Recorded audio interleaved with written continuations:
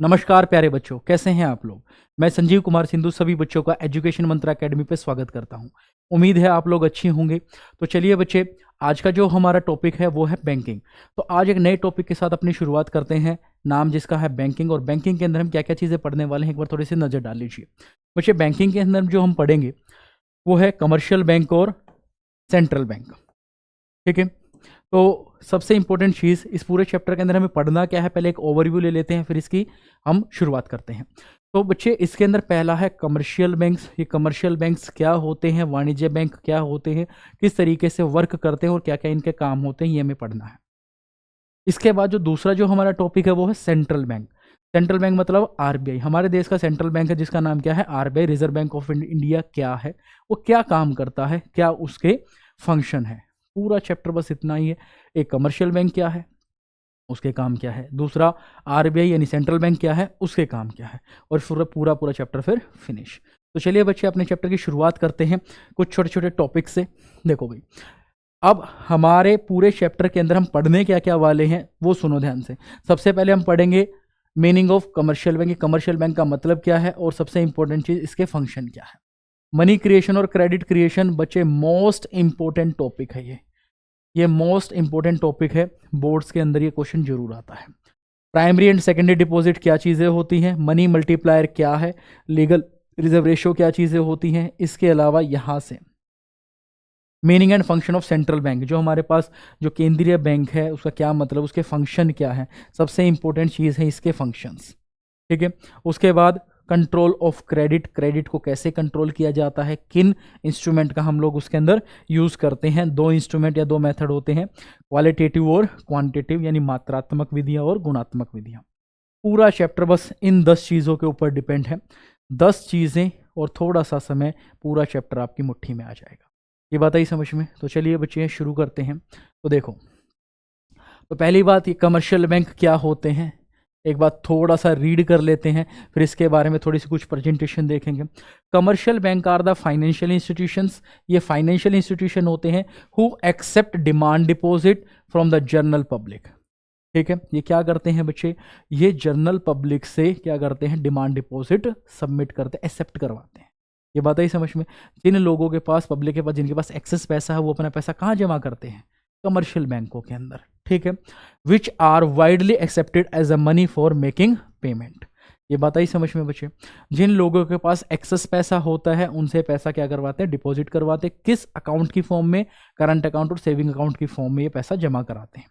ये बात आई समझ में। और जिन लोगों को पैसे की जरूरत है उनको लोन दे देते हैं। ठीक है, they accept deposit for the advance loan. वो पैसा क्यों लेते हैं, ठीक है, क्यों एक्सेप्ट करते हैं, ताकि लोन प्रोवाइड कर सके।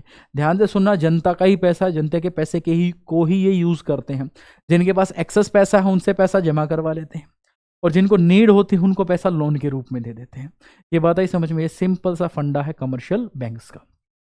देखते हैं बच्चे, the rate of interest at which commercial bank accept deposit is known as borrowing rate.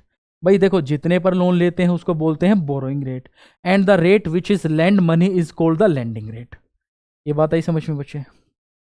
जिस रेट पर लोन लेते हैं उसको वो क्या बोलते हैं, बोरोइंग रेट। जिस पे देते हैं उसे क्या बोलते हैं, लेंडिंग रेट। दो रेट होती हैं। ठीक है, इसको यहां देख लो। जैसे भाई देखो, ये अपने पास कमर्शियल बैंक्स हैं। ठीक है, इधर आपके पास पब्लिक, इधर आपके पास पब्लिक। पब्लिक ने अपना पैसा यहां जमा कराया, इन्होंने पब्लिक को ही लोन के रूप में दे दिया। इन्होंने क्या कराया, डिपॉजिट। ये बात आई समझ में। यहां बैंक क्या करेंगे, इंटरेस्ट देंगे, और यहां ये पब्लिक से इंटरेस्ट लेंगे।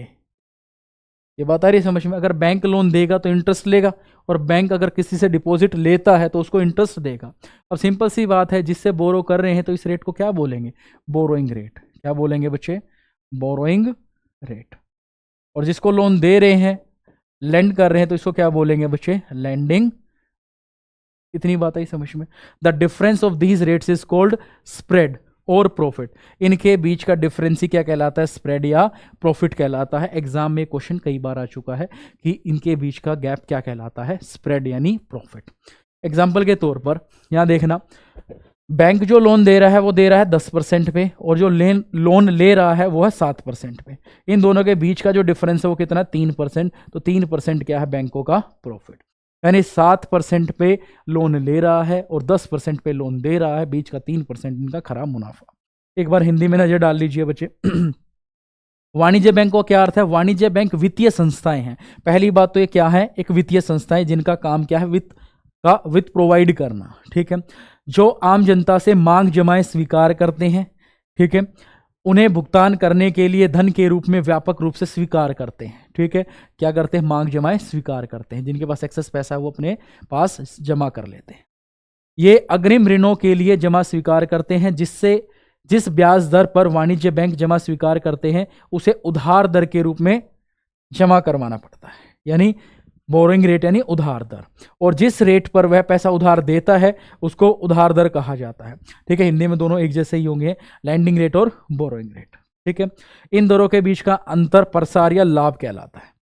इन दोनों का अंतर क्या कहता है? प्रसार या लाभ। इतनी बात आई समझ में? तो चलते हैं बच्चे थोड़ा सा आगे।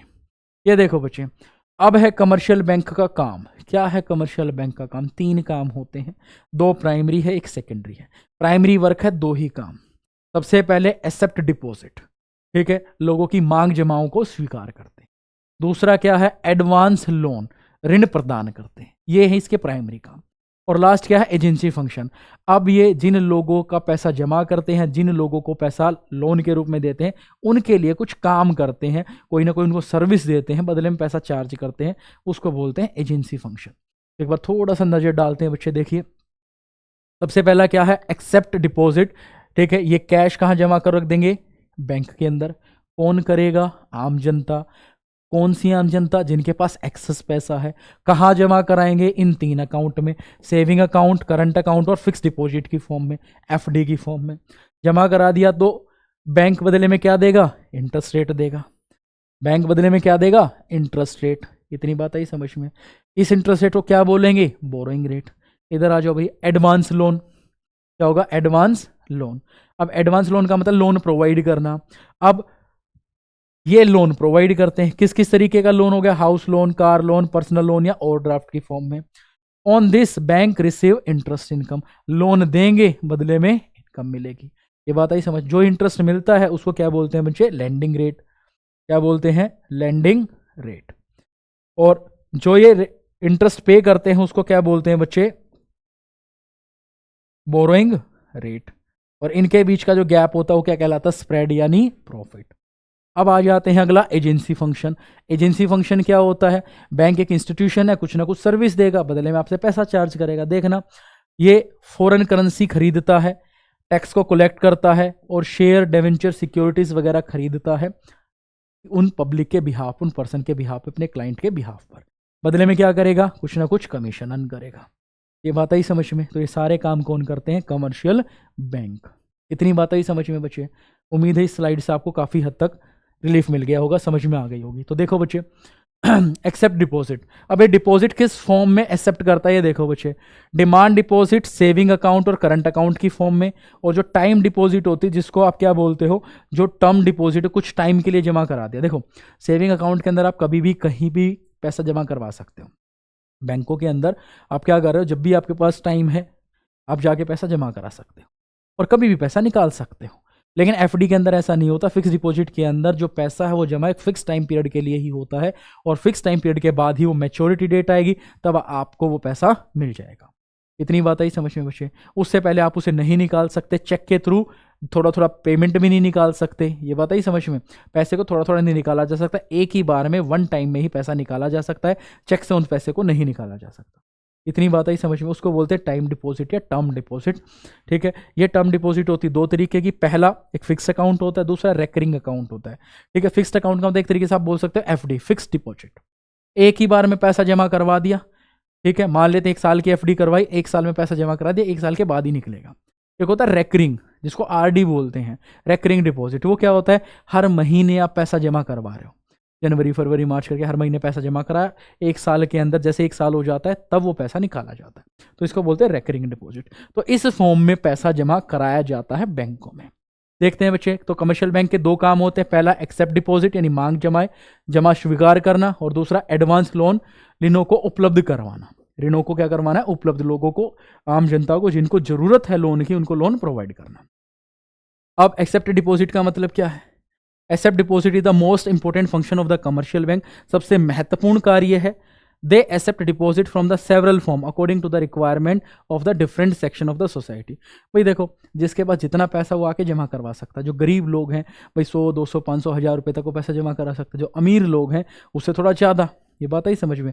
यानी जितनी जिसके पास पैसा हो तो उस हिसाब से वो अपने सेविंग कर सकता है। ठीक है, तो किस किस तरीके से जमा होते हैं? सबसे पहले करंट अकाउंट में पैसा जमा हो सकता है, डिमांड डिपॉजिट के फॉर्म में हो सकता है, फिक्स डिपॉजिट के फॉर्म में हो सकता है। ठीक है, जैसे जो बिजनेसमैन होते हैं, जितने एंटरप्रेन्योर वगैरह होते हैं, ठीक है, वो क्या करते हैं? करंट अकाउंट ओपन करवाते हैं। करंट अकाउंट के अंदर आपको ब्याज नहीं मिलता, लेकिन वहाँ कुछ रिस्ट्रिक्शन भी नहीं होते, कितना भी पैसा डाल सकते हो, कितना भी पैसा निकाल सकते हो। ये बात आई समझ में? ठीक है, लेकिन इस पर आपको इंटरेस्ट नहीं मिलेगा। दूसरा होता है सेविंग अकाउंट। सेविंग अकाउंट आम जनता करती है, थोड़ा थोड़ा पैसा जो बचाती है वो वहाँ जमा करवा देती है। इसके अलावा होता है FD, fix deposit. Fix deposit का मतलब क्या होता है? एक बड़ा अमाउंट सबमिट कर देते हैं कुछ समय के लिए, उसके ऊपर आपको इंटरेस्ट मिलता रहता है और एक टाइम के बाद उसकी मैच्योरिटी आ जाती है, तब आप पैसा निकाल सकते हो। ये बात आई समझ में? एफडी का एक टाइम पीरियड होता है, मिनिमम 6 महीने, 6 महीने, 9 महीने, 1 साल, 2 साल, 3 साल, 5 साल, 10 साल, 20 साल तक की एफडी करवाई जा सकती है। इतनी बात आई बच्चे समझ में? तो चालू खाता, चालू जमा खाता, मांग जमाए या फिर स्वाधि जमाए। फिक्स डिपॉजिट को स्वाधि जमाए बोलते हैं बच्चे। आगे चलते हैं। नेक्स्ट, ये देखो बच्चे, डिमांड डिपॉजिट और टर्म डिपॉजिट में क्या डिफरेंस होता है? मांग जमाओ और टाइम डिपॉजिट में क्या डिफरेंस होगा? ये देखो बच्चे, can be withdrawal any time. जो आपने अपने सेविंग अकाउंट या करंट अकाउंट में पैसा डाल रखा, उसको किसी भी टाइम आप विड्रॉल कर सकते हो। सबसे मेन फीचर है ये। क्या कहता है? Can be withdrawal after a fix period of time.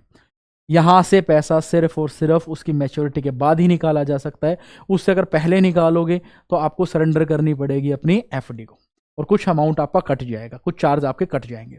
ठीक है, लेकिन एक फिक्स टाइम पीरियड के बाद ही आप इस पैसे को निकाल सकते हो। इसको कभी भी निकाल सकते हो। जैसे आज आपने पैसे जमा कराया, आप बाहर जाओ एटीएम में से पैसे निकाल लो। ये बात आई समझ में? ठीक है, एग्जाम्पल, सेविंग अकाउंट में जो पैसा होता है और करंट अकाउंट में जो पैसा होता है वो डिमांड डिपॉजिट होती है। यहाँ एफडी में जो पैसा होता है और आरडी में जो पैसा होता है, फिक्स डिपॉजिट और रेकरिंग डिपॉजिट में जो पैसा जमा कराया जाता है। ठीक है, एफडी के अंदर एक टाइम में, सिंगल टाइम में पैसा जमा कराया जाता है, और जो रेकरिंग डिपॉजिट है पर मंथ पैसा जमा कराया जाता है। तो ये फॉर्म क्या कहलाती है? टर्म डिपॉजिट, और ये फॉर्म क्या कहलाती है? Demand deposit. इतनी बात है बच्चे। तो saving account, current account, fix deposit और रेकरिंग डिपॉजिट, ये दोनों के बीच में डिफरेंस है। समझ में आ गई बच्चे? ठीक है, अब चलते हैं आगे। आगे देखो भाई, अब बात है एडवांस लोन। लोन प्रोवाइड करवाते हैं। ठीक है भाई, दूसरा इंपॉर्टेंट काम है। पहला एक्सेप्ट करना डिपॉजिट, दूसरा लोन प्रोवाइड करवाना। ठीक है, जब एक्सेप्ट करते हैं डिपॉजिट, यानी हम क्या कर रहे हैं? बोरो कर रहे हैं एक तरीके से पैसा, तो इसको जो इंटरेस्ट रेट देंगे, बोरोइंग रेट। जब हम लोन दे रहे हैं किसी को, एडवांस लोन का मतलब आप किसी को लोन प्रोवाइड कर रहे हो, तो बदले में इंटरेस्ट रेट जो लेंगे उसके क्या बोलेंगे? Landing rate. बात आई समझ में? ठीक है, 7% पे लोन लिया, 10% पे लोन दिया, 3% का खरा मुनाफा। इतनी बात आई समझ में बच्चे? तो देखो, different type of loan advance made by the commercial bank. कई तरीके के लोन होते हैं, कैश क्रेडिट, डिमांड लोन्स और शॉर्ट टर्म लोन्स। कुल मिला के नगद ऋण, मांग ऋण और अल्पकालिक ऋण, छोटे टाइम पीरियड के लिए जो ऋण दिए जाते हैं, जो लोन दिया जाता है। इतनी बात आई समझ में? ठीक है, अब चलते हैं आगे। ये देखो बच्चे, किस तरीके के लोन होते हैं, कितने टाइप के लोन होते हैं, ये देख लो। Personal loan, home loan, education loan, gold loan, agriculture loan, overdraft, loan against the mutual fund और share, loan against the bank FDs, vehicle loan, loan against the insurance policy और cash credits. इतने सारे type के loan होते हैं। अपनी requirement के हिसाब से आप लोन ले सकते हो। अगर आपने एफडी करवा रखी है, उसको गिरवी रख के लोन उठा सकते हो। आपके पास शेयर डिवेंचर, ठीक है, या कोई भी सिक्योरिटी बॉन्ड वगैरह है, उसको गिरवी रख के लोन उठा सकते हो। आपके पास कोई प्रॉपर्टी है, उसको मॉर्गेज रख के लोन उठा सकते हो। तो ये सारे के सारे टाइप ऑफ लोन हैं, और इस तरीके से आप लोन को अप्लाई कर सकते हो। 4 स्टेप है इसके अंदर। पहला, लोन एप्लीकेशन फॉर्म आपको देना पड़ेगा, फर्स्ट स्टेप है। सेकंड, आपका सिविल स्कोर चेक किया जाता है। ठीक है, सिविल स्कोर चेक होगा। सिविल स्कोर के बाद तीसरा, आपके जो नेसेसरी डॉक्यूमेंट है वो सबमिट हो जाएंगे, और लास्ट में आपका लोन अप्रूव हो जाएगा। तो बच्चे एक बार इसका स्क्रीनशॉट ले लीजिए।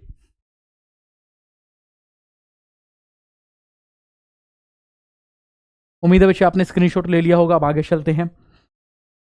ये देखो बच्चे, अगला क्या है? मनी क्रिएशन और credit creation by the commercial bank. बच्चे मोस्ट इंपॉर्टेंट है ये। ये टॉपिक एग्जाम के पॉइंट ऑफ व्यू से बहुत महत्वपूर्ण है, मोस्ट इंपॉर्टेंट है। मनी क्रिएशन क्या होता है, क्रेडिट क्रिएशन क्या होता है, ध्यान से सुनो। देखो भाई, बैंकों के पास हजारों लोग पैसा जमा करवाने आते हैं, हजारों लोगों को बैंक लोन के रूप में पैसा देता है। भाई वो कैसे ये सारी चीज़ें कवर कर पाता है और किस तरीके से प्रोसेस करता है, ध्यान से सुनना। एक आदमी है, उसने क्या किया, सबसे पहले बैंक में पैसा जमा करवाया। बैंक देखता है ये आदमी जो है सारा पैसा नहीं निकलवाता, कुछ ही पैसा निकलवाता है और बाकी बैंक के पास पड़ा रहता है। तो बैंक अपना दिमाग लगाता है, वो क्या करता है कि जितना पैसा इसको चाहिए उतना अपने पास रख लेता है और बाकी पैसे को लोन के रूप में किसी और पर्सन को दे देता है। अब आपके दिमाग में एक चीज़ आएगी कि भाई इस आदमी को कितना पैसा चाहिए, कैसे डिसाइड होगा। बच्चे, जो बैंक है वो क्या करता है, अपनी पास्ट हिस्ट्री को चेक करता है कि भाई उसके पास कितने, उसका जितने बैंक के पास जितना पैसा आता है, जितनी डिमांड डिपॉजिट होती है, उसके कितने परसेंटेज लोग पैसा निकालने आते हैं। उतना पैसा, उस परसेंटेज को कैलकुलेट कर लेता अपने पास्ट हिस्ट्री रिकॉर्ड से। कैलकुलेट करने के बाद वो रेट डिसाइड हो जाती है, जिसको हम LRR भी बोल देते हैं या CRR बोल देते हैं, कैश रिजर्व रेशो, या फिर रिजर्व रेशो भी बोल देते हैं, कि कुछ पैसा अपने पास रखेगा, ठीक है, सेविंग के रूप में, और बाकी पैसे को लोन के रूप में किसी और पर्सन को दे देगा। इतनी बात आई समझ में। अगर वो पैसा मांगने आता है तो उस पैसे में से निकाल के दे देंगे, क्योंकि बाकी पैसा लोन के रूप में दे दिया। जिसको लोन के रूप में दिया है वो क्या होगा, उसको कभी कैश नहीं देता, चेक देता है। वो दोबारा से घूम के कहाँ आएगा, दोबारा से कहाँ आएगा, बैंक में जमा करवाएगा। बैंक में उसने पैसे जमा कराया तो फिर एक खुद फिक्स परसेंटेज अपने पास रख लेगा और बाकी को लोन के रूप में आगे दे देगा। तो ये प्रोसेस इसी तरीके से चलती रहती है। तो इस तरीके से बैंक जो है वो मनी क्रिएट कर देता है, क्रेडिट क्रिएट कर देता है। इसी काम को क्या बोलते हैं, मनी क्रिएशन या क्रेडिट क्रिएशन। एक बार थोड़ी सी रीडिंग कर लेते फिर आगे चलते हैं। मनी क्रिएशन और credit creation is most important function of the commercial bank. तो पहली बात तो आप क्या लिखोगे, ये सबसे महत्वपूर्ण इसका क्या है, कार्य है। ये बात आई समझ में बच्चे। साख निर्माण करना, साख का सृजन करना एक महत्वपूर्ण काम है, फर्स्ट बात। Second, it implies the creation on the demand deposit. ये क्या क्रिएट करता है बच्चे, ये डिमांड डिपॉजिट क्रिएट करता है, मांग जमाओं का निर्माण करता है। इसका निर्माण करेगा बच्चे, मांग जमाओं का। इसका मतलब लोन दिया, वो आदमी फिर से घूम के बैंक में आएगा, फिर पैसे जमा कराएगा, कुछ अपने पास रखेंगे, फिर तीसरे को लोन देंगे, फिर से वो आदमी घूम के फिर के आएगा बैंकों के अंदर, वो पैसे जमा कराएगा।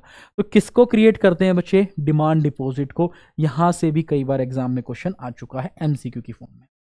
आगे देखते हैं। Through the process of money creation commercial bank are able to create credit which is multiple of the initial deposit और द प्राइमरी डिपॉजिट। जो पहली बार पैसे आते हैं, ठीक है, उसका कई गुना ये पैसा क्या कर देते हैं, क्रिएट कर देते हैं। जैसे मान लो 1000 रुपये आए, 1000 रुपये का 5000 बना दिया है, तो कितने गुना कर दिया, 5 गुना। तो 5 गुना क्रिएट करना ही क्या कहलाता है, हमारा क्रेडिट क्रिएशन या मनी क्रिएशन। इतनी बात आई बच्चे समझ में, ठीक है। इसको आप रीड कर सकते हो। साख निर्माण की प्रक्रिया के माध्यम से वाणिज्य बैंक ऋण बनाने में सक्षम होते हैं। वे प्रारंभिक जमाओं या प्राथमिक जमाओं का गुणक होते हैं, यानी कुछ गुना उसका पैसा बना देते हैं। जैसे इनके पास 1000 रुपये आए पहले, उस 1000 रुपये का इन्होंने 5000 रुपये बना दिया, ठीक है। उसको बोलते हैं मल्टीप्लायर प्रोसेस। उसको भी हम डिटेल से पढ़ेंगे। तो मल्टीप्लायर जो प्रोसेस होगी, तो 5 गुना पे जो पैसा बन गया उसको क्या बोलेंगे, मल्टीप्लायर प्रोसेस, ठीक है। तो उसके थ्रू हम क्या करते हैं, क्रेडिट क्रिएट करते हैं। आगे चलते हैं बच्चे। ये देखो, अब इसके अंदर ये प्राइमरी डिपॉजिट की बात हुई थी। प्राइमरी डिपॉजिट क्या होता है और सेकेंडरी डिपॉजिट क्या होता है, सिंपल भाषा में बताता हूँ बच्चे, ठीक है। पहली बार, फर्स्ट टाइम जो पैसा बैंकों के अंदर जमा होता है उसको बोलते हैं प्राइमरी डिपॉजिट। इतनी बात आई समझ में। यानी पब्लिक ने खुद का जो पैसा सेव करके रख रखा होता है, जो बचा के रख रखा होता है, वो पैसे को बैंक में जमा करवाते हैं। तो फर्स्ट टाइम जो पैसा आता है उसे क्या बोलते हैं बच्चे, उसे बोलते हैं हम लोग प्राइमरी डिपॉजिट। बैंक उसका एक कुछ परसेंटेज अपने पास रखता है, बाकी बचे हुए एक्सेस मनी को लोन के रूप में दे देता है। तो लोन के रूप में किसी के पास पैसा जाता है वो होता है सेकेंडरी डिपॉजिट, क्योंकि लोन के रूप में किसी के पास पैसा जाएगा, वो किसी फर्दर पर्सन की पेमेंट करेगा और चेक में करेगा। तो चेक लेके कहाँ आएगा, फिर से वो बैंक में। तो एक बार चेक की फॉर्म में दोबारा से पैसा बैंक में आ गया, वो सेकेंडरी डिपॉजिट है। ये बात आई समझ में। और ये प्रोसेस बार बार चलती रहेगी। पहली बार आने वाला पैसा प्राइमरी डिपॉजिट यानी प्राथमिक जमाएं, और दोबारा घूम घूम के आने वाला पैसा क्या कहलाएगा बच्चे, द्वितीय जमाएं, यानी आप क्या बोलोगे इसको, सेकेंडरी डिपॉजिट। द्वितीय जमाएं या गौण जमाएं के नाम से हम इसको जानते हैं, ठीक है। और डिमांड डिपॉजिट की बात करें, टोटल डिमांड डिपॉजिट क्या होगी बच्चे, primary deposit plus secondary deposit, दोनों को हम जोड़ देंगे तो क्या कहलाएगी, डिमांड डिपॉजिट। इतनी बात आई बच्चे समझ में। अब चलते हैं आगे। ये देखो बच्चे, अब ये मनी मल्टीप्लायर क्या होता है। मनी मल्टीप्लायर का मैं आपको सिंपल सा फॉर्मूला बताता हूँ। सबसे पहले क्रेडिट क्रिएशन का फॉर्मूला देखो।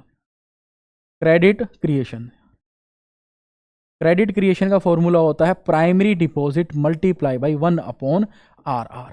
अब इस RR की जगह कई बुक के अंदर CRR, कई बुक के अंदर LRR लिखा हुआ है, आप सिर्फ RR लिख लो, इससे आपका काम चल जाएगा। ठीक है बच्चे, एक बार ये फॉर्मूला लिखना बच्चे, एक बार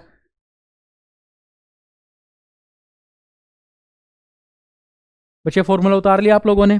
ठीक है, तो एक बात ध्यान रखना, इस RR की जगह आपको क्या मिल सकता है, RR की जगह आपको मिल सकता है LRR या फिर CRR। इतनी बात आई समझ में, सारी चीजें एक ही है, फिलहाल इसके पर्सपेक्टिव थे। ठीक है, अब यहां देखना बच्चे, ये जो 1/RR है इसको बोलते हैं मनी मल्टीप्लायर। तो आप क्या बोलोगे, जो मनी मल्टीप्लायर है वो क्या होता है 1/RR, 1/RR। ठीक है, RR का मतलब होता है वो पैसा जो कमर्शियल बैंक अपने पास रख लेते हैं, ठीक है, अपने डिपॉजिटर का पैसा वापस करने के लिए, जितने परसेंट वो पैसा रखते हैं। ये बात आई समझ में, उसको क्या बोलते हैं, उस रेशो को बोलते हैं रिजर्व रेशो। और 1/RR करते हैं तो क्या बन जाता है, मनी मल्टीप्लायर। इससे हमें यह पता चलता है कि बैंकों के पास जो पैसा आया वो कितने गुना हो जाएगा। ये बात आई समझ में। अब एक काम करते हैं, ठीक है, यहां एक काम करते हैं, एक बार मनी मल्टीप्लायर जो हमने पढ़ लिया इसके ऊपर कुछ क्वेश्चन करके देख लेते हैं। जैसे मान लेते हैं 10%, हमने क्या किया, RR कुछ नंबर ले लिया 10%, फिर RR ले लिया 20%, फिर RR ले लिया है 25%। 3 क्वेश्चन हमने ले लिए। ठीक है, अगर हमारे पास रिजर्व रेशो 10%, 20%, 25% है तो मल्टीप्लायर कितना होगा, ये बात ही समझिए। मल्टीप्लायर का मतलब कितने गुना हमारा पैसा हो जाएगा। देखना बच्चे, money multiplier is equal to 1/RR। जब ये 10% है, 1/10%, परसेंट का 100 कहाँ जाएगा, ऊपर, तो कितना आ जाएगा 10 गुना। कितना हो गया बच्चे, 10 गुना। दूसरा देखना बच्चे, money multiplier is equal to 1/RR, 1/20%। ठीक है, परसेंट को हटाएंगे यहाँ से तो इसका 100 कहाँ चला जाएगा, ऊपर, तो कितना आ गया 5 गुना। अगर देखना money multiplier is equal to 1/RR, 1/25%। ठीक है, 25%, इसका परसेंट हटाएंगे तो 100 कहाँ जाएगा, ऊपर, कटोगे कितना आंसर आ जाएगा, 4 गुना। ये बात आ रही है बच्चे समझ में। ठीक है, तो जैसे जैसे जो आपकी रेट देख रहे हो 10 गुना हो गया, जब हमने रिजर्व रेशो 10 गुना रखी तो जो मल्टीप्लायर है वो कितना हो गया बच्चे, मल्टीप्लायर हो गया 10 गुना। जब हमने रेशो 20% रखी तो ये कितना हो गया, 5 गुना। और जब हमने 25% रखी तो कितना हो गया, 4 गुना। अब यहाँ से एक क्या कहते हैं रिलेशन निकल के आता है, जैसे जैसे रिक्वायर्ड रेशो बढ़ती है वैसे वैसे मनी मल्टीप्लायर घटता है। इन दोनों के बीच में नेगेटिव रिलेशन रहता है। कैसा रिलेशन रहता है बच्चे, नेगेटिव। अगर ये रिक्वायर्ड रेट बढ़ेगी मल्टीप्लायर की वैल्यू घटेगी, यानी बहुत कम पैसा हम बना पाएंगे, यानी कमर्शियल बैंक बहुत कम पैसा क्रिएट कर पाएगा। इस रेट को घटाएंगे तो आपके पास मनी मल्टीप्लायर की वैल्यू बढ़ जाएगी। इतनी बात आई समझ में। तो सिंपल सी बात है, आप यहाँ लिख सकते हो रिजर्व रेशो और मनी मल्टीप्लायर, इन दोनों के बीच में कैसा रिलेशन होता है, नेगेटिव। रेट बढ़ी तो मनी मल्टीप्लायर घटा, रेट घटी तो मनी मल्टीप्लायर बढ़ा। उम्मीद है ये चीज़ आप लोगों को समझ में आ गई होगी। काफ़ी इंपॉर्टेंट चीज़ हमने यहाँ से समझी है। आगे चलते हैं बच्चे, ये देखो लीगल रिजर्व रेशो क्या होती है, ये पढ़ लो एक बार। Legal reserve ratio is that fraction of the demand deposit which is legally compulsory for the bank to keep as reserve to meet daily cash requirement for their customer. अब ध्यान से सुनना, मान लेते हैं 1,000 रुपये बैंक के पास आए। ठीक है, अब 1,000 रुपये बहुत सारे कस्टमर ने कहाँ पैसा जमा कराया, बैंकों में जमा कराया। 1,000 रुपये उसके पास आते हैं। उन 1,000 रुपये में से बहुत सारे लोग पैसे निकलवा के भी ले जाते हैं। मान लेते हैं पूरे दिन में सिर्फ 200 रुपये ही निकलते हैं, तो 200 रुपये अपने पास रखेगा और बाकी के 800 रुपये लोन के रूप में दे देगा। इतनी बात आई समझ में। तो जो 200 रुपये रखे हैं टोटल डिपॉजिट का, उसको क्या बोलते हैं हम, लीगल रिजर्व रेशो। ठीक है, ध्यान से सुनना, हमने क्या किया, 1,000 रुपये आए थे, 200 रुपये हमने अपने पास रख लिया, नहीं कमर्शियल बैंकों ने अपने पास रख लिए। 800 रुपये उनके पास एक्सेस पैसा पड़े हैं, इस एक्सेस पैसे को लोन के रूप में दे सकते हैं। तो जो 200 रुपये इसकी जो रेशो है भैया, 200 रुपये है कितने पर थे, 1,000 रुपये पर, मल्टीप्लाई किससे करेंगे, 100 से, तो कितना आ गया बच्चे, 20%। तो इसका मतलब 20% इसकी रेशियो हो गई। ये बात ही समझ, यानी 20% अपने पास रखेंगे, बाकी 80% लोन के रूप में अवेलेबल है, आप वो लोन के रूप में दे सकते हो। तो इसको हम क्या बोलते हैं, लीगल रिजर्व रेशो। एक बार हिंदी में नजर मारिए बच्चे, कानूनी आरक्षित अनुपात या वैधानिक आरक्षित अनुपात, वैधानिक भी नाम हो सकता है बच्चे, ठीक है। वैधानिक आरक्षित अनुपात या कानूनी आरक्षित अनुपात मांग जमाओं का वह अंश है, वह रेशो है जिसे बैंक के लिए अपने ग्राहकों की दैनिक नकदी आवश्यकताओं को पूरा करने के लिए आरक्षित निधि के रूप में रखना पड़ता है। ये वो पैसा होता है कि अगर कस्टमर पैसा लेने आ गए तो उनको दिया जा सके। ये बात आई समझ में? तो आपकी डिमांड डिपॉजिट का वो हिस्सा जो पब्लिक को वापस उनकी क्या नाम है ड्राइंग के रूप में दिया जा सकता है, उनकी डिमांड डिपॉजिट के रूप में वापस दिया जा सकता है, उस हिस्से को क्या बोलते हैं, लीगल रिजर्व रेशियो। और बाकी जो बच जाता है वो लोन के रूप में अवेलेबल रहता है। आगे चलो बच्चे, नेक्स्ट देखो, अब आ जाते हैं हम लोग सेंट्रल बैंक के ऊपर, बट सेंट्रल बैंक से पहले क्रेडिट क्रिएशन हमें पढ़ना था, ठीक है। ये देखो बच्चे, पहले क्रेडिट क्रिएशन की जो हम बात कर रहे थे पहले वो देखो भाई। देखो सबसे पहले जो मैंने आपको बताया था, सबसे पहले पर्सन आता है, इसने 1,00,000 रुपए कहाँ जमा कराए, बैंक में। बैंक में जमा हो गए, जैसे ही बैंक में जमा हो गए तो बैंक ने अपने पास कितना रखा, देखो बैंक ने अपने पास रख लिया 10,000 रुपये। हालांकि डॉलर में बात चल रही है, 1,00,000 डॉलर लेके आया, बैंक में जमा करा दिए, बैंक ने अपने पास 10,000 रुपये रखे, बाकी 90,000 लोन के रूप में किसी और पर्सन को दे दिए। ये बात आई समझ में? तो किसी और पर्सन को दे दिए। जिस पर्सन को लोन के रूप में दिया है उसने क्यों लिया है लोन, उसने इसलिए लोन लिया है ताकि वो किसी की पेमेंट कर सके। इस भाई साहब ने ट्रांजैक्शन कर दी किसी और पर्सन को, लेकिन इसको कैश नहीं दिया, इसको चेक दिया। क्या दिया? चेक। अब ये भाई साहब भागते भागते कहाँ आया, फिर से बैंक में। इसने बैंक में पैसा जमा करा दिया, वही चेक दिया बैंक में जाकर। बैंक ने फिर 10%, यहाँ जो रेट चल रही है LRR की वो कितनी है बच्चे, 10%, ठीक है। तो इसने 10% क्या कर लिया, पैसा अपने पास रख लिया। कितना हो गया बच्चे, 10% 9,000, 9,000 अपने पास रख लिया, ठीक है। बाकी 81,000 लोन के रूप में फिर से इसके पास अवेलेबल है, ये लोन के रूप में इस भाई साहब को दे दिया।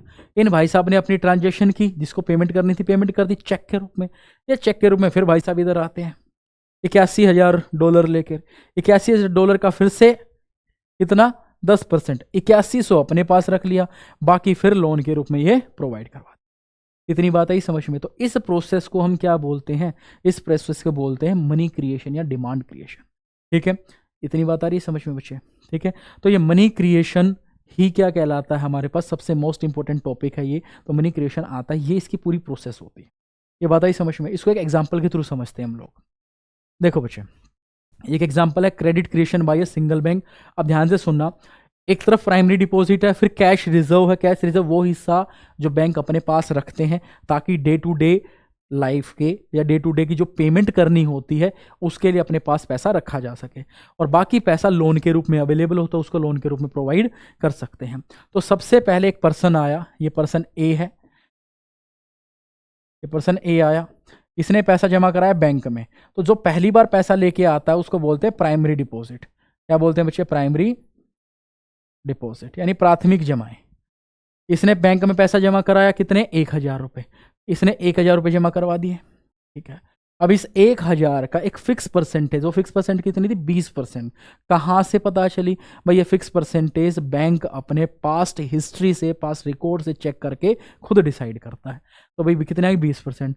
तो इसका 20% यानी 200 रुपये बैंक ने अपने पास रख लिए, बाकी 800 रुपये लोन के रूप में दे दिए किसको, किसी बी पर्सन को। बी पर्सन ने आके वो बैंक में जमा करा दिया। लो जी, बी ने कहाँ करा दिया, बैंक में जमा करा दिया। कितने हो गए बच्चे, 800 रुपये।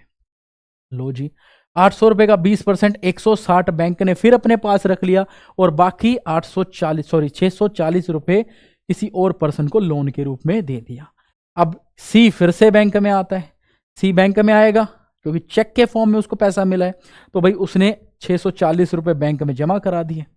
बैंक ने फिर क्या किया, उसका 20%, 128 रुपये अपने पास रख लिया, और बाकी 512 रुपये किसी और पर्सन को, डी नाम के पर्सन को लोन के रूप में दे दिया। लोन के रूप में फिर से चेक दिया। अब चेक दिया तो डी फिर आता है 512 रुपये लेके बैंक में, उसने 512 बैंक में जमा करा दिए। बैंक ने फिर उसका 20% अपने पास रखा, कितना, 102 रुपये, और बाकी अमाउंट को उसने लोन के रूप में किसी फर्दर पर्सन को दे दिया। इतनी बात आ रही समझ में? बैंक के पास पैसा आया, कुछ पैसा अपने पास रखा, बाकी लोन के रूप में। जिसके पास लोन के रूप में फिर से घूम के बैंक में आया, बैंक में पैसा जमा कराया, तो बैंक ने फिर उसका कुछ परसेंटेज अपने पास रखा, बाकी बचे पैसे को लोन के रूप में दे दिया, और ये प्रोसेस चलती रही। और फाइनली ये क्या हो गया, ये 1000 रुपये कितने बन गए, 5000। ये वाला अमाउंट कितना आ गया, 1000, और ये कितना आ गया, 4000। ये 1000 से 5000 कैसे बनेगा, उसके लिए जो फॉर्मूला है वो देखो बच्चे। क्या फॉर्मूला है बच्चे इसके लिए, देखो इसके लिए फॉर्मूला होता है आपके पास primary deposit multiply by 1/RR। ठीक है, तो credit creation is equal to primary deposit multiply by 1/RR। ये क्या होता है बच्चे, इसका फॉर्मूला देखना बच्चे। Credit creation is equal to कितना पैसा था पहली बार जो आया था, पहली बार जो पैसा आया था वो था 1000 रुपये, मल्टीप्लाई बाई रेशो कितनी थी, 20%। 20% परसेंटेज को हटाएंगे, इसका 100 कहाँ चला जाएगा, ऊपर कट किया, कितना है 5, 5 किससे मल्टीप्लाई, तो कितना आ गया बच्चे, 5000। इतनी बात आई बच्चे समझ में, कितना आ गया अपने पास, 5000। तो क्रेडिट क्रिएशन कितना है बच्चे, 5000। यानी इस 1000 रुपये से कितने क्रिएट कर दिए, 5000 रुपये। 1000 पहली बार आया था और उस 1000 से कितने क्रिएट हो गए बच्चे, 5000 रुपये क्रिएट हो गए हैं। तो उस 5000 को क्या बोलते हैं, क्रेडिट क्रिएशन। इतनी बात आई समझ में। अब ये स्टॉप होता कहाँ है, ये वहाँ स्टॉप होता है जितना पैसा हमारे पास पहली बार आया था, अगर उतने का ही कैश रिजर्व हो जाता है तो ये प्रोसेस स्टॉप हो जाती है। इतनी बात आई समझ में। 1000 के 5000 बनाए, जो 5000 क्रेडिट क्रिएट हुआ है उसका 1000 तो बैंकों के पास बचा हुआ है, बाकी 4000 रुपये उन्होंने क्रिएट कर दिया है। तो जो बैंकों ने क्रिएट किया है ये 4000 रुपया, इसको बोलते हैं बैंक मनी। क्या बोलते हैं बच्चे, इसको बोलते हैं बैंक मनी। ये है बैंक मनी, यानी बैंक मुद्रा इसको बोलते हैं। बैंक ने 1000 रुपये का जो 5000 रुपये बनाया, उसमें से तो 1000 तो उस पहले पर्सन का था, बाकी 4000 रुपये बैंकों के द्वारा गया, बैंकों के द्वारा बनाया गया, सर्जित किया गया पैसा होता है, इसलिए इसको बोलते हैं बैंक मनी। इतनी बात आ रही है बच्चे समझ में। उम्मीद है ये वाला कॉन्सेप्ट आपको समझ में आया होगा। बोर्ड के पॉइंट ऑफ व्यू से मोस्ट इंपॉर्टेंट है, और इस बार के प्री बोर्ड्स के अंदर भी सेम एग्जैक्टली क्वेश्चन आया हुआ था। ठीक है, 4 नंबर में क्वेश्चन आया हुआ था, तो बच्चे इस क्वेश्चन को देख लीजिए और इस तरीके से इसको कवर करना था, समझ लीजिए बच्चे इसे। ये बात आई समझ में। ठीक है, अब चलते हैं बच्चे थोड़ा सा आगे। ठीक है, अब सेंट्रल बैंक के बारे में कुछ छोटी छोटी चीज़ें आ गई है। सेंट्रल बैंक यानी हमारा आरबीआई है, आरबीआई के क्या क्या काम होते हैं, ठीक है, उसके बारे में डिस्कस करते हैं। एग्जाम में यहाँ से भी बहुत सारे क्वेश्चन आते हैं। ठीक है, आरबीआई के कुछ काम है। क्या काम है बच्चे, आरबीआई नोट इशू करता है, बैंकों का बैंक होता है। ठीक है, इसके अलावा गवर्नमेंट का बैंक होता है, lender of last resort, clearing house function, foreign exchange जो दूसरे देश की मुद्रा होती है उसका कस्टोडियन होता है, और क्रेडिट को कंट्रोल करता है। तो कुल मिला के ये 7 जो काम है वो आरबीआई के होते हैं। ठीक है, तो थोड़ा यहाँ देख लीजिए, करेंसी को मैनेज करता है। ठीक है, करेंसी को मैनेज करने का काम, इशू करने का काम किसका है, आरबीआई का। बैंकों का बैंक है, गवर्नमेंट का बैंक है, central government, local government, state government, इन सब के अकाउंट कहाँ खुलेंगे, आरबीआई के पास खुलेंगे। इनको एडवाइजर के तरीके से हेल्प करता है, एजेंट के रूप से हेल्प करता है। इसके अलावा बैंकों का बैंक है, देखो जिस तरीके से पब्लिक का खाता कमर्शियल बैंकों में खुलता है, तो बैंकों का खाता कहाँ खुलता है बच्चे, आरबीआई के अंदर। अगला lender of last resort. Lender of last resort का मतलब क्या होता है, अंतिम ऋणदाता। अगर किसी भी फाइनेंशियल इंस्टीट्यूशन को या किसी भी बैंक को किसी अदर जगह से लोन नहीं मिलता, तो हार थक कर उसका एक ही सहारा है। बोलते हैं हारे का सहारा खाटू श्याम हमारा, तो ऐसे हारे का सहारा आरबीआई हमारा। ये बात आई समझ में। तो भाई लेंडर ऑफ लास्ट रिजोर्ट कौन होता है बच्चे, आरबीआई। आगे देखते हैं clearing house function. Clearing house function क्या होता है, बैंकों के बीच में बहुत सारी ट्रांजेक्शन होती है एक दूसरे पे। ए बैंक ने बी बैंक को बहुत सारी ट्रांजेक्शन की, बी बैंक के कस्टमर ने ए बैंक को बहुत सारी ट्रांजेक्शन की, तो इन फाइनल ट्रांजेक्शन का जो सेटलमेंट है, फाइनल सेटलमेंट कौन करता है, आरबीआई। और इस फाइनल सेटलमेंट को क्या बोलते हैं, क्लियरिंग हाउस फंक्शन। लास्ट में foreign exchange manager. Foreign exchange manager का मतलब क्या है कि अलग अलग देशों की जो करेंसी है उसका कस्टोडियन कौन है, आरबीआई है, उसको मैनेज कौन करेगा, आरबीआई करेगा। जितना हमारे देश के अंदर फॉरेक्स होगा उतना ही हम लोग स्ट्रॉन्ग होंगे, उतना ही दूसरे देशों से चीज़ें खरीद पाएंगे, ट्रेड कर पाएंगे उनके साथ। इतनी बात आई समझ में। ठीक है, तो ये 7 काम है किसके, बैंकों के। खासकर कौन सा बैंक है, RBI, reserve bank of India. अब एक एक करके समझते हैं बच्चे। ये देखो, ये अपने फंक्शन है। ठीक है, पहला फंक्शन अपने पास currency manager, bank of government, bankers bank, lender of last resort, clearing house function, foreign exchange manager और मॉनेटरी मैनेजर। तो ये इनके काम हैं। ये बात आई समझ में बच्चे, काफ़ी इंपॉर्टेंट काम है इनके, और हर एक पॉइंट पर एग्जाम में क्वेश्चन आता है। ये सारे ही इंपॉर्टेंट हैं। ठीक है, किसी एक को नहीं करना, सारे ही आपको इतने तो कवर करने ही पड़ेंगे। अगर आप बोर्ड के एग्जाम के लिए इसको प्रिपेयर कर रहे हैं तो ये जो क्वेश्चन है 3 से 4 नंबर का आ सकता है। तो कम से कम 4 बातें, 4 पॉइंट आपको याद रखनी ही पड़ेंगी। सिंपल सिंपल शब्दों में 4 4 बातें आपको लिख लेनी है। आगे चलते हैं बच्चे, एक एक करके इनको डिस्कस करते हैं। पहला देखो बच्चे, पहला जो काम है वो क्या है, करेंसी मैनेज करने का। आरबीआई का जो काम क्या है बच्चे, वो करेंसी मैनेजर है। ठीक है भाई, ध्यान से सुनना, आरबीआई क्या करता है, नोट इशू करने का मोनोपोली राइट है, सोल राइट सिर्फ आरबीआई का है। सारे की सारी करेंसी को इशू आरबीआई करता है, जितने भी नोट होते हैं उनको इशू आरबीआई करता है। 1 रुपए के नोट को छोड़कर बाकी जितने भी नोट होंगे, जितनी भी करेंसी होगी, उनको इशू करने का काम किसका है बच्चे, आरबीआई का। ठीक है, यानी 2 रुपए से लेकर 2000 का जो नोट है वो आरबीआई ही इशू करेगा। ठीक है, इतनी बात आई समझ में। तो देख सकते हो 2 का नोट हो, 5 का हो, 10, 20, 50, 100, 500, 1000, 2000, ये सारे के सारे नोट इशू करने का जो सोल राइट है वो किसका है, आरबीआई का। यहाँ ध्यान रखना बच्चे, कॉइन नहीं है और 1 रुपए का नोट नहीं है।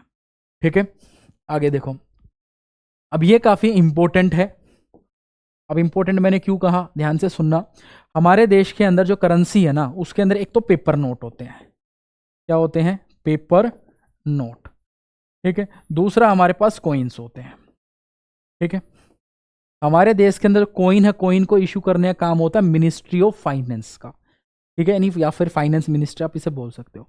कॉइन के ऊपर कोई भी साइन नहीं होता है, कॉइन को सर्कुलेट कौन करता है, आरबीआई। उसके बाद बात करते हैं 1 रुपए के नोट को कौन इशू करता है, मिनिस्ट्री ऑफ फाइनेंस। अब नोट है तो उसके ऊपर साइन भी होते हैं। ठीक है, अब साइन किसके होंगे इस पे, फाइनेंस सेक्रेटरी के। सर्कुलेट करने का फिर से काम किसका है बच्चे, आरबीआई। आगे देखते हैं, सबसे इंपॉर्टेंट चीज, ऑल अदर नोट एक्सेप्ट 1 रुपए के नोट को छोड़कर 2 रुपए से लेकर 2000 रुपए के नोट। अब तो खैर 2000 रुपए का नोट बंद हो चुका है, बट फिर भी 2 रुपए से लेकर 2000 के नोटों कौन इशू कौन करेगा, आरबीआई। इनको इशू करता है आरबीआई। इसके ऊपर साइन किसके होते हैं बच्चे, आरबीआई के गवर्नर के। और लास्ट में इसको सर्कुलेट कौन करता है। इतनी बात आ रही है बच्चे समझ में। अब यहां देखो इंपॉर्टेंट बात क्या है, सारे के सारे कॉइन और 1 रुपए के नोट, इनको कौन इशू करता है, मिनिस्ट्री ऑफ फाइनेंस। 1 रुपए का नोट है तो इसके ऊपर साइन किसके होंगे, फाइनेंस सेक्रेटरी के। इतनी बात आ रही है बच्चे समझ में। इसके अलावा अदर नोट को कौन इशू करेगा, आरबीआई। साइन किसके होंगे, आरबीआई के गवर्नर के। लेकिन इन सारी की सारी करेंसी को सर्कुलेट करने का काम किसका होता है बच्चे, आरबीआई का। उम्मीद है ये बात आप लोगों के समझ में आ रही होगी। ठीक है, अब चलते हैं आगे। चलो बच्चे, ये देखो, अब है banker to government of India.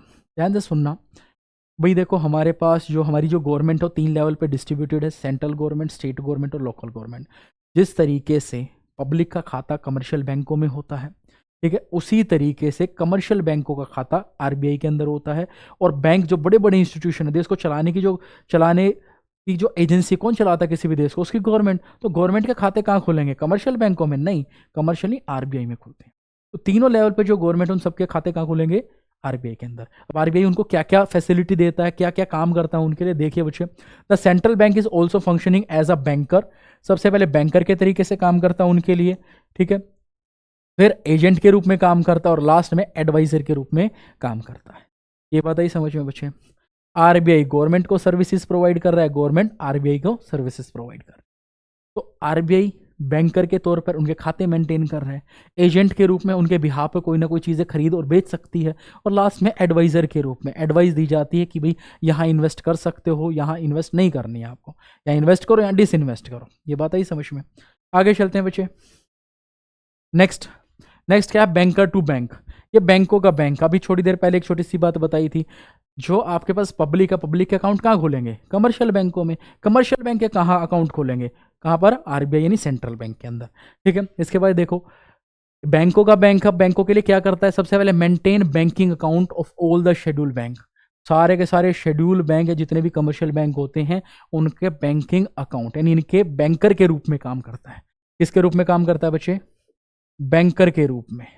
ठीक है, एक तरीके से ये बैंकों का बैंक है। अगला, RBI also regulate the opening and installation of ATM fresh currency notes for ATMs by or supply by the RBI. अब क्या होता है भाई, कोई एटीएम मशीन लगानी है, ठीक है, ओपन करना है, क्लोज करना है, इंस्टॉलेशन करना है, वो सारे के सारे काम कौन करवाता है, आरबीआई करवाता है। इसके अलावा RBI regulate the opening of the branches of the bank. बैंकों को अपनी ब्रांच ओपन करनी है, ठीक है। बैंकों की ब्रांच ओपन करने के लिए जो रिस्पॉन्सिबिलिटी कौन लेता है? आरबीआई लेता है। आरबीआई ही उनकी ब्रांच को स्प्रेड करवा सकता है, खुलवा सकता है, बंद करवा सकता है। ये बात आई समझ में? जो बैंक वीक हो चुके हैं उनको दूसरे बैंकों के साथ जोड़ सकता है। ये बात आई समझ में? तो सारे काम किसके हैं बच्चे? आरबीआई। इतनी बात आई समझ में? अब चलते हैं आगे। आगे देखो बच्चे, lender of last resort. Lender of last resort का मतलब होता है अंतिम ऋणदाता। हिंदी में बच्चे इसको लिखते हैं अंतिम ऋणदाता। अब ये अंतिम ऋणदाता कौन होता है? अंतिम ऋणदाता का मतलब होता है बच्चे, चलो एक बार इसके स्लाइड लो बच्चे, इस स्लाइड का स्क्रीनशॉट लो बच्चे एक बार, ठीक है। अब देखो बच्चे, अंतिम ऋणदाता का मतलब क्या होता है? जब किसी कमर्शियल बैंक को किसी भी अदर फाइनेंशियल इंस्टीट्यूशन से या अदर बैंक से लोन नहीं मिलता, पैसा नहीं मिलता, तो उसका एक ही सहारा है, वो सहारा है आरबीआई। जैसे बोलते हैं ना, हारे का सहारा खाटू श्याम हमारा, तो ऐसे ही हारे हुए बैंकों का सहारा आरबीआई हमारा। ध्यान रखना बच्चे, क्योंकि आरबीआई जो है वो क्या करता है? लास्ट में लोन प्रोवाइड करने का काम वही करता है। ये बात आई समझ में? तो सिंपल सी बात है, हमारे पास बहुत सारे बैंक हैं। मान लेते हैं ए बैंक है, उसके बी सी डी 3 दोस्त हैं। उन दोस्तों से पैसे लेने जाते हो, मना कर देते हैं कि हमारे पास पैसा नहीं है।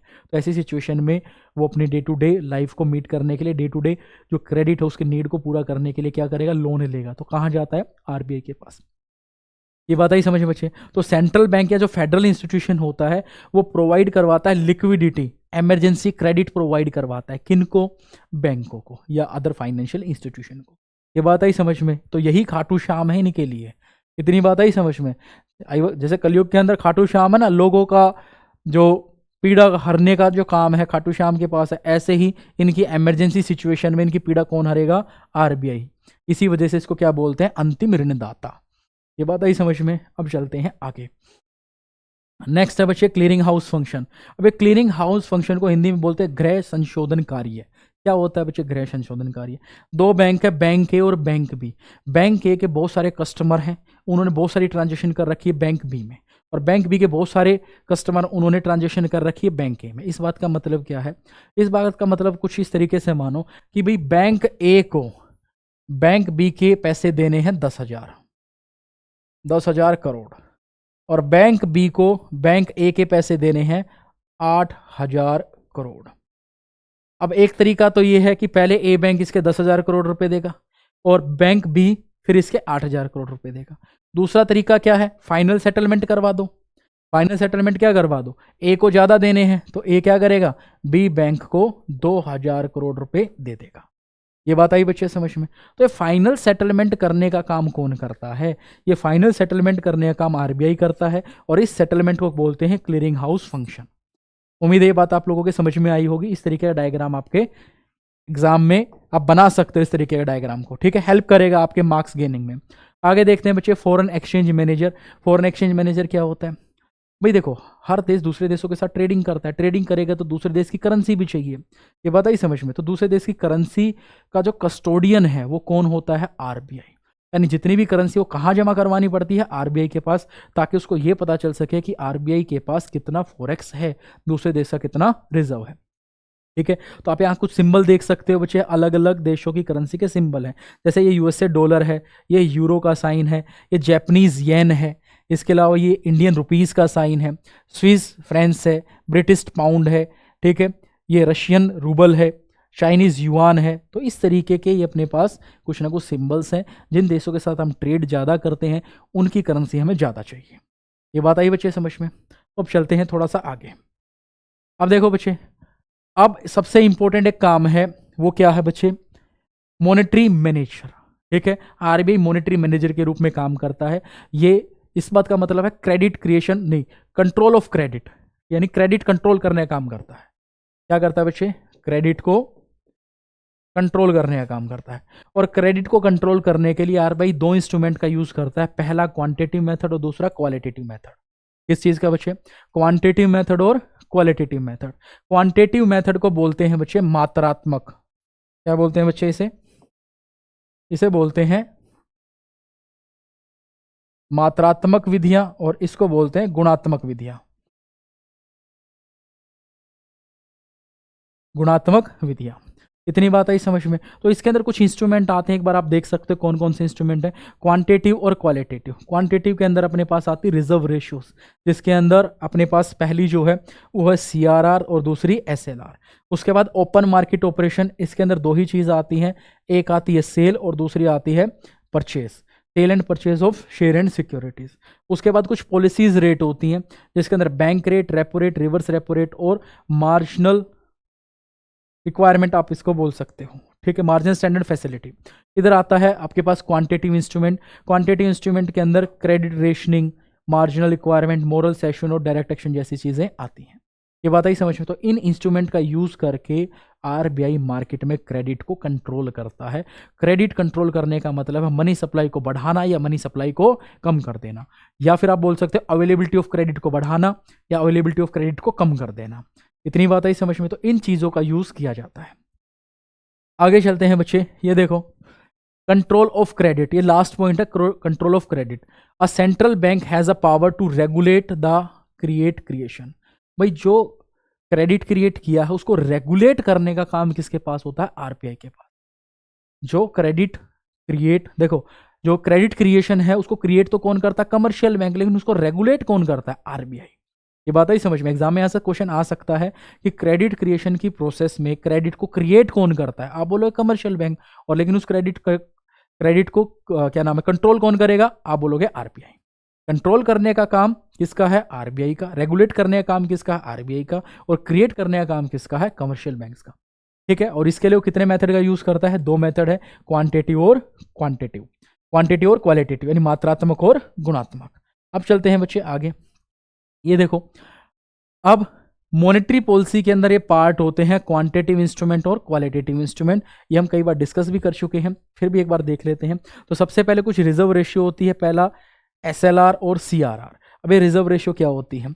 रिजर्व रेशियो का मतलब होता है, सबसे पहले SLR और CRR सुनो। SLR क्या होता है? स्टैच्यूरी लिक्विडिटी रेशियो, वैधानिक तरलता अनुपात। क्या होता है बच्चे? वैधानिक तरलता अनुपात का मतलब ये होता है कि कमर्शियल बैंकों के पास जितना पैसा पब्लिक का आया है, यानी जितनी डिमांड डिपॉजिट आई है, उसका एक फिक्स परसेंटेज उसको अपने पास रखना पड़ेगा कैश और कैश इक्विवेलेंट की फॉर्म में। अब कैश तो समझ में आता है, कैश की फॉर्म में। अब कैश इक्विवेलेंट क्या होता है? कैश इक्विवेलेंट का मतलब होता है उस फॉर्म में पैसा रखना पड़ेगा जिसको बहुत जल्दी कैश में कन्वर्ट कराया जा सकता है। विद इन 3 मंथ आप कह सकते हो कैश में कन्वर्ट करवा सकते। ये बात आई समझ में। तो मान लेते हैं अगर 100 करोड़ रुपए, 100 करोड़ रुपए अगर आए हैं बैंकों के पास, कमर्शियल बैंकों के पास, और मान लेते हैं जो SLR 10% है, तो 100 करोड़ का 10% होता है 10 करोड़ रुपए। 10 करोड़ रुपए बैंकों को अपने पास कैश या कैश की फॉर्म में रखने पड़ेंगे। अब उनके पास 90 करोड़ रुपए ही आगे लोन के रूप में प्रोवाइड करने के लिए। दूसरा है CRR। CRR का मतलब होता है cash reserve ratio. Cash reserve ratio क्या होती है बच्चे?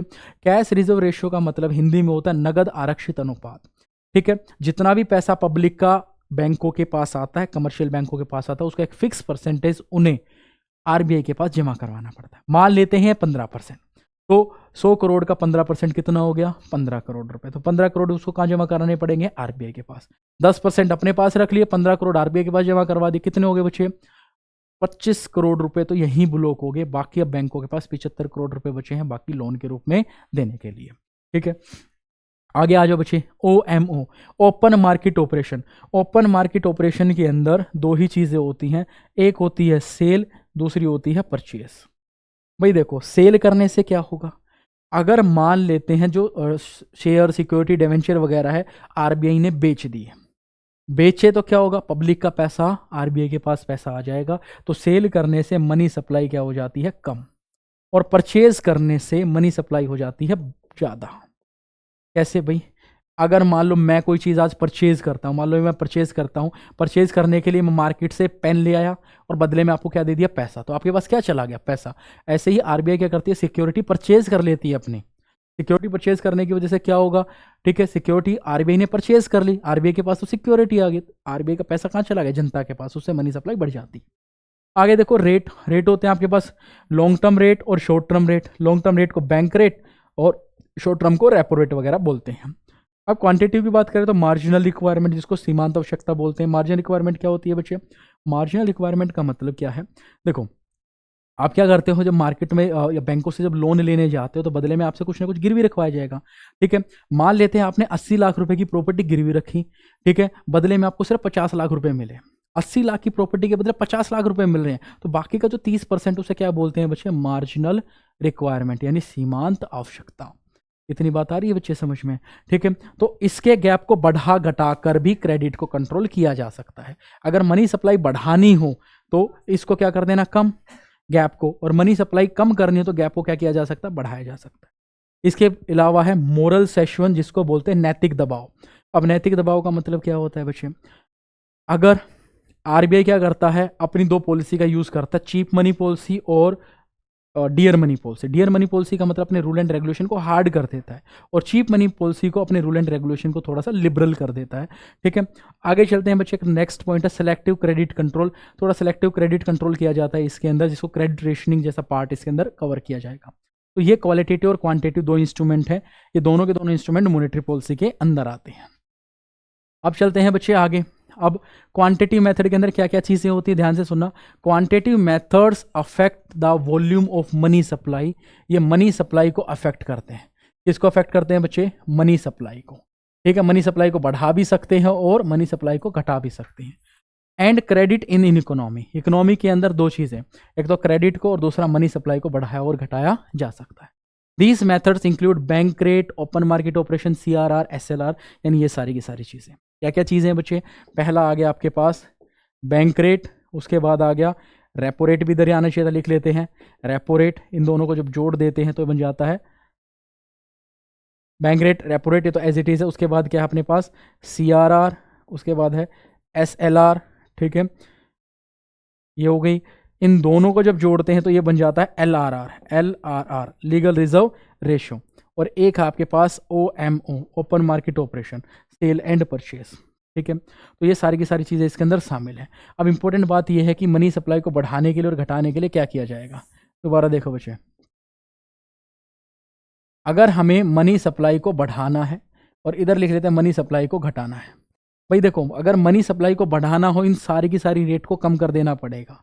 ठीक है, अगर रेट कम होगी, ठीक है, तो कम पैसा ब्लॉक होगा, ज़्यादा पैसा लोन के रूप में अवेलेबल होगा, तभी जाकर ज़्यादा पैसा लोन के रूप में दिया जा सकता है।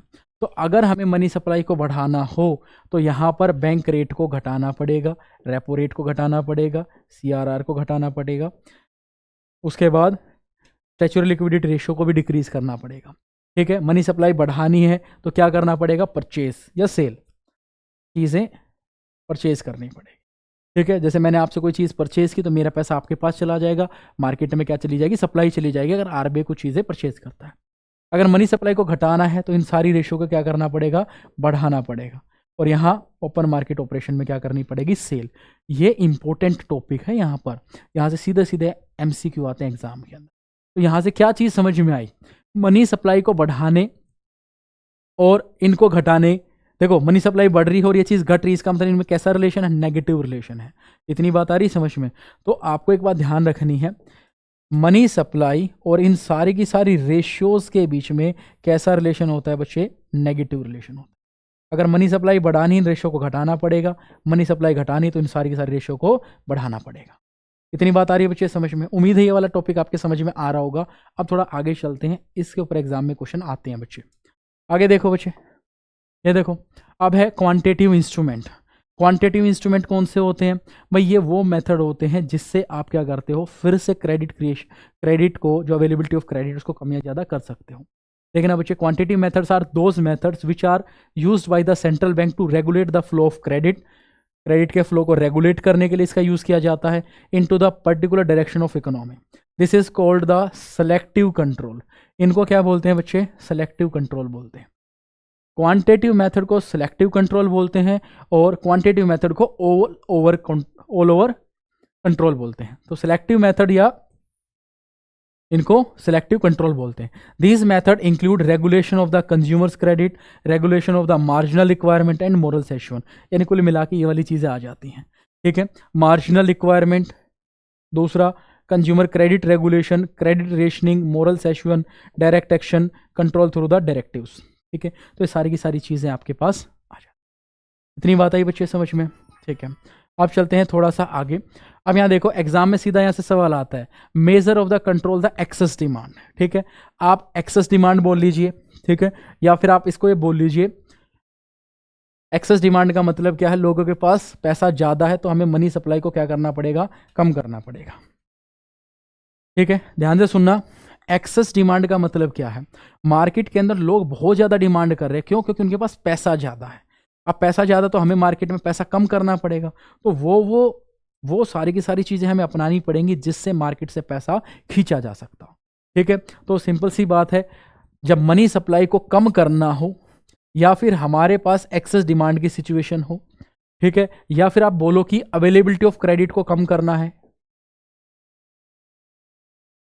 अवेलेबिलिटी ऑफ क्रेडिट को कम करना है, तो हम क्या क्या कर सकते हैं, या फिर इन्वेस्टमेंट को कम करना है। किसको कम करना है बच्चे, इन्वेस्टमेंट को कम करना है। किसकी इन्वेस्टमेंट, मनी वाली इन्वेस्टमेंट, यानी जो पैसा आप मार्केट में भेज रहे हो उसको कम करना है, तो आप क्या क्या काम कर सकते हो। देखना बच्चे, फिस्कल पॉलिसी में तो गवर्नमेंट अपने खर्चे को कम कर देगी और टैक्सेस को बढ़ा देगी। दूसरा, क्वांटिटी और क्वालिटेटिव इंस्ट्रूमेंट में क्या करेगी, अभी बताया था, मनी सप्लाई को अगर कम करना है, इन सारी रेट को क्या करना पड़ेगा, बढ़ाना पड़ेगा। देखना बच्चे, बैंक रेट को क्या करना पड़ेगा, बढ़ाना पड़ेगा। रेपो रेट को भी क्या करना पड़ेगा, बढ़ाना। अगर आपको मनी सप्लाई को घटाना है तो इन सारी रेट को क्या करना पड़ेगा, बढ़ाना पड़ेगा। ऐसे ही लीगल रिजर्व रेशियो को बढ़ाना पड़ेगा, जिसका मतलब CRR और SLR, इन सारी रेट को इंक्रीज करना है। इसके अलावा जो आपके पास सिक्योरिटी है उनको बेचना पड़ेगा। ये बात आई समझ में। इधर मार्जिनल रिक्वायरमेंट को बढ़ा दो, ठीक है, लेंडिंग जो है उसके डिस्काउंट को एडवाइस कर दो, और क्रेडिट रेशनिंग, उसका क्रेडिट रेशनिंग को भी थोड़ा सा हार्ड और कॉम्प्लेक्स कर दो। तो ये सारे के सारे काम किए जा सकते हैं। इतनी बात आई समझ में बच्चे। देखो, इसको समझाने का और इसको करवाने का सिर्फ एक ही रीजन है, यहाँ से MCQ एग्जाम में बहुत आते हैं। आगे देखो बच्चे, दूसरी सिचुएशन ये है to measure the control deficit demand. ठीक है, अब डेफिसिट डिमांड का मतलब है हमें क्या करना है, या मनी सप्लाई को बढ़ाना है। डेफिसिट डिमांड का मतलब क्या, मार्केट में डिमांड कम है। क्यों कम है, क्योंकि उसके पास पैसा नहीं है। पैसा नहीं है इसलिए हमें क्या करना पड़ेगा, मार्केट में मनी सप्लाई करनी पड़ेगी, अवेलेबिलिटी ऑफ क्रेडिट को बढ़ाना पड़ेगा।